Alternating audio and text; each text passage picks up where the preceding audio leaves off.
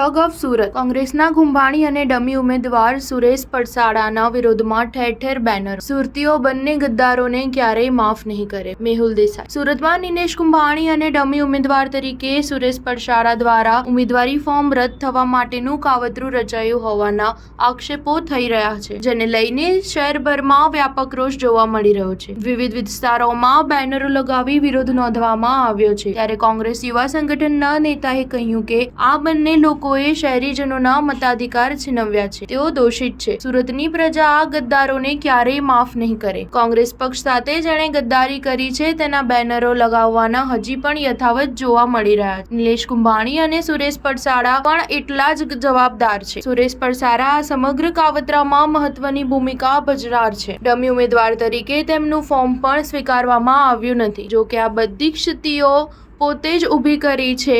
જે પોતાનું ફોર્મ રદ થઈ જાય તેમણે કોંગ્રેસ સાથે ગદ્દારી કરી છે, પરંતુ સાથોસાથ સમગ્ર શહેરના મતદારો સાથે પણ વિશ્વાસઘાત કર્યો છે. આ પ્રકારની લાગણી શહેરભરમાં જોવા મળી રહી. સ્ટાર ન્યૂઝ 7 હંમેશા સચ્ચાઈની સાથે.